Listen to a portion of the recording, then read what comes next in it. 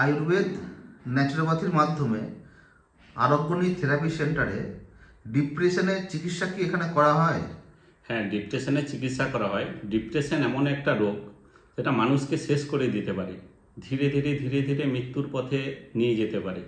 Depression হলে মানুষের যে স্ট্রেস হরমোন নিঃসরণ হয়, তাতে খাবেন অনেকটা, কিন্তু গ্যাস অম্বলে সেটা ডাইজেস্ট হবে না। ডাইজেস্ট না হলে কনস্টিপেশন আসবে। এবার কনস্টিপেশন এলে তার থেকে বিভিন্ন রকম রোগ, অর্থোপাইল, সেটাও ডিপ্রেশন থেকে শুরু হয়ে ডাইজেস্ট, পেটের প্রবলেম, এটা থেকেই আবার আছে। আবার ঘুম হবে না, তার জন্য প্রেশার হাই হতে পারে, কোলেস্ট্রল হাই হতে পারে, যেটা ব্যাড কোলেস্ট্রল, এলডিএইচ, সেটা হাই হতে পারে, ট্রাইগ্লিসারাইড হাই হতে পারে। তার মানে ডিপ্রেশন থেকে অনেক রোগের সৃষ্টি করে। সেই ডিপ্রেশনের চিকিৎসা খুব অল্প সময়ের মধ্যে, মেডিসিন ছাড়া, কোনো রকম ট্যাবলেট ক্যাপসুল ছাড়া, থেরাপির মাধ্যমে আমরা ঠিক করতে পারি। চিকিৎসা হয় এবং অল্প দিনেই হয়।